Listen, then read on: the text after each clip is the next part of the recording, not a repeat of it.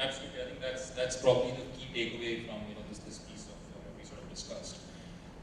The other point I just wanted to also chat with you is, so while pretty much most of what is created is really 2D content in nature. There are fundamentally two other types of visualization. One which has been around for a while, and one which is sort of coming up. One to start with is 3D. Right now, 3D post Avatar, there was a huge buzz around 3D and what it can do, and the fact that it would potentially wipe out 2D filmmaking, and there's a lot of discussion. But it obviously has never really panned out, and globally it's sort of thought that 3D filmmaking has never really reached the kind of potential it could have. Where do you see things that went wrong, or was it always on the cards? I think 3D is great if your film warrants it. Right. I'm not a huge fan of the format, that's just personal and nothing else. I feel like I need to kind of see a film like I've been trained to see it as a child. I feel just with the aid of glasses and have characters come up close, I may not want them. I like to see things at a distance in cinema and then feel up close with content. But I think 3D is a humongous device and is great for certain kinds of films. The epic scale bonanza films, the franchises that are larger than life, the adaptations like Harry Potter, Lord of the Rings. Bahubali did pretty well. All that Bahubali lends itself to the format again.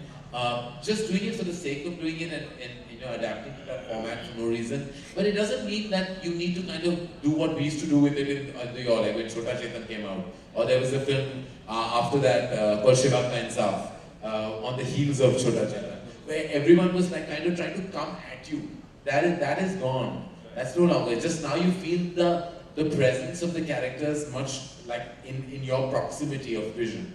For me, I think it needs to be that kind of film. 3D does not ever going to mean the death of 2D. 2D will exist as the paramount way to see a film, right. And 3D will be that add-on, that bonus, like the IMAX experience, right. Apart from 3D, which is the holistic look of a cinema, which is circumvent. And I think that is really something that you need to kind of experience depending on the film. Very few films warrant these additional formats. Well, fair enough.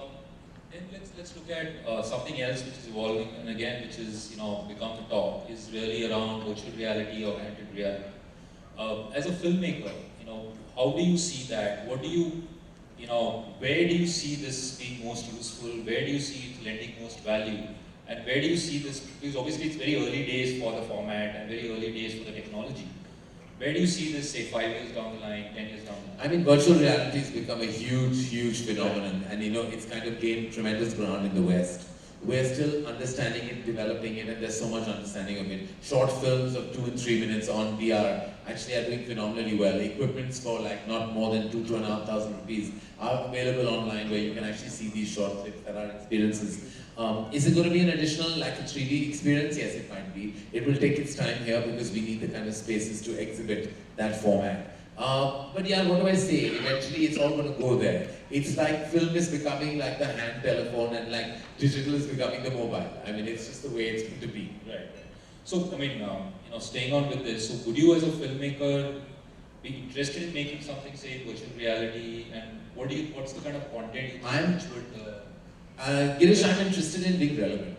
So whatever is contemporary and whatever exists as a format today, there's no way that I want to be taking a back step in where something is leaping forward.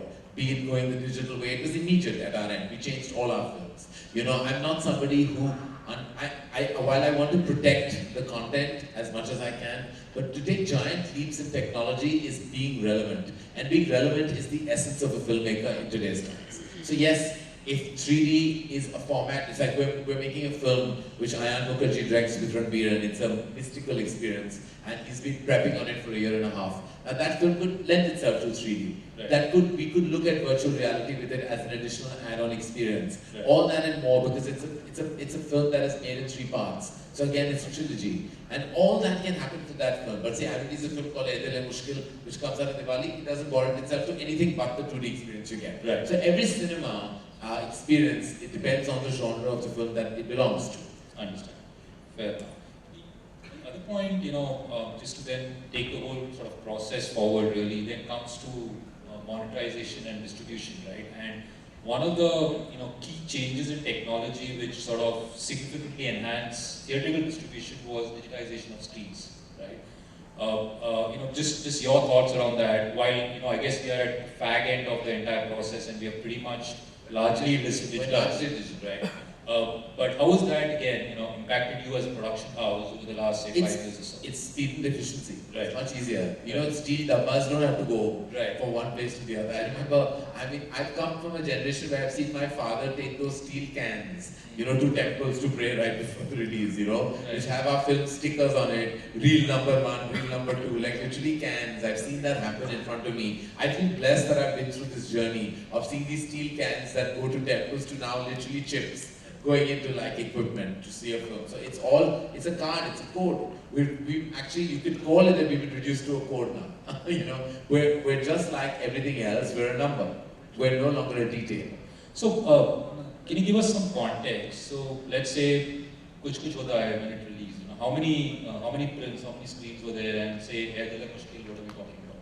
We're talking 20 times, 150 to 200 to now 2,500 to 3,000. That's a straight multiplication on your collections and your revenues. Not really. Do you know footfalls were more than?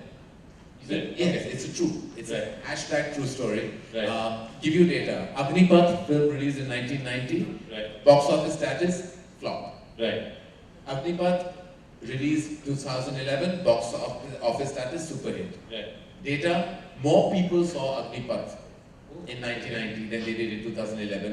That is considered a flop. This is considered a super hit. Right. So just to tell you that multiplex pricing, all that has eaten into the footfalls. Right. We're reduced by 40 to 45% reduction of footfalls than Right. what was 2 decades ago. So our prints, our number of screens have increased, but the people watching movies have reduced by 40%. Wow.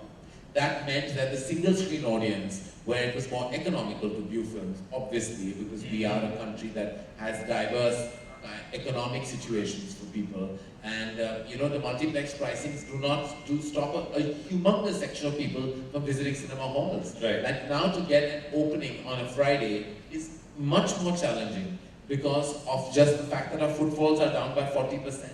Right. And let me tell you that 40% is going to keep dropping because somewhere our core content is becoming more urban and we're losing heartland numbers. Right. So box office is taking a beating, which is why there's so much talk about the studio system shifting, etc.